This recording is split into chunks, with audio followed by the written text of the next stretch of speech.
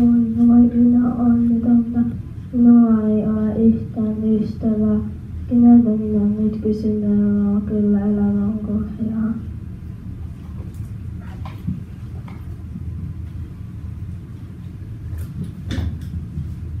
Hyvänen aika, kuka täällä itkee? Kohta on joulu.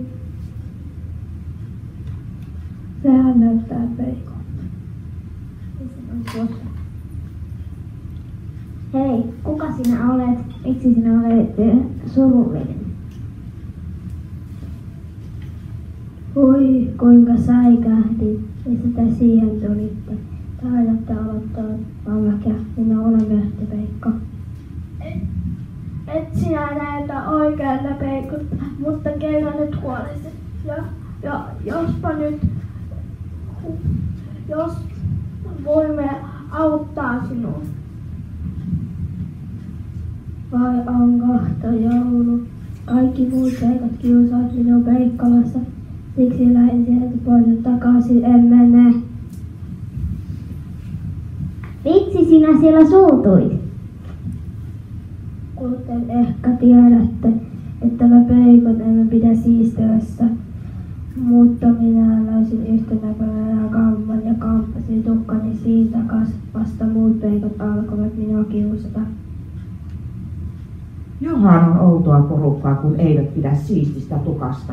Meillä Tonttulassa taas on aivan eri säännöt. Kaikkien tonttujen pitää olla aina tip ja top.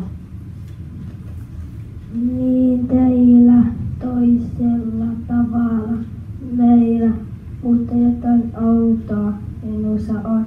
En ole samanlainen kuin muut peikot. Miten ole erilainen kuin muut peikot? Minä en pidä Peikkolan herkuista, sammakkosopasta ja madoista. Haluan kulkea yksin metsässä ja kuunnella lintujen laulua ja auttaa metsän eläimiä. Sinä olet oikein hyvä ja sievä Peikko. Jospa sinä olet vain erilainen Peikko, ei kaikkien tarvitse olla samanlaisia. Jos et halua lähteä Peikkolaan, niin lähde meidän mukana Tonttulaan. Hyvä idea. Antaako joulupukki ja joulumuohi minun tulla oikeasti Tonttulaan? Varmasti antaa.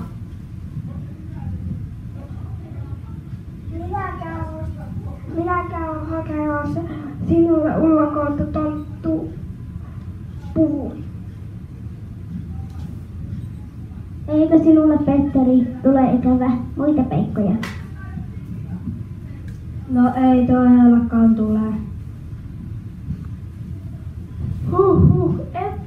Ette minä juoksi tästä sinulle tonttuvaatteet.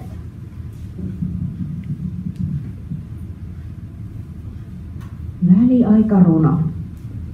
Joulu on punainen kuin omppu punaposkinen. Joulu on vihreä kuin kuusen oksa metsässä. Joulu on keltainen kuin kuusen tähti kultainen.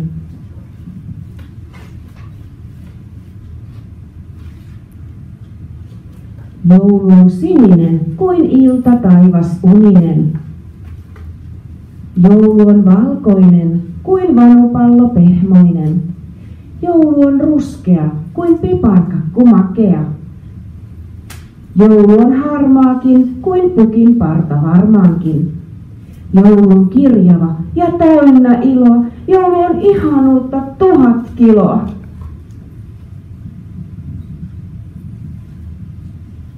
Mitä taas meillä on? Nythän näytät aivan tontulta.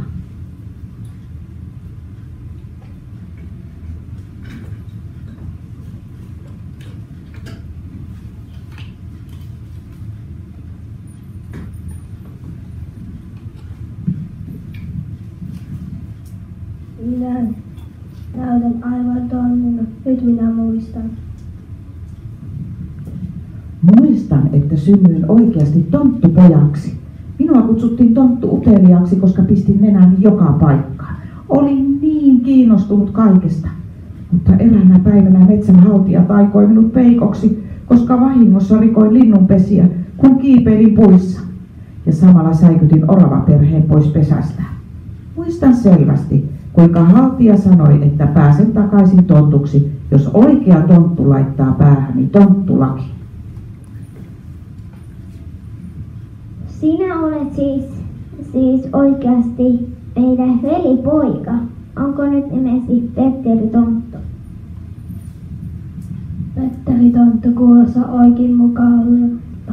Olen siis Petteri Tonttu ja te olette minun oikea perhe.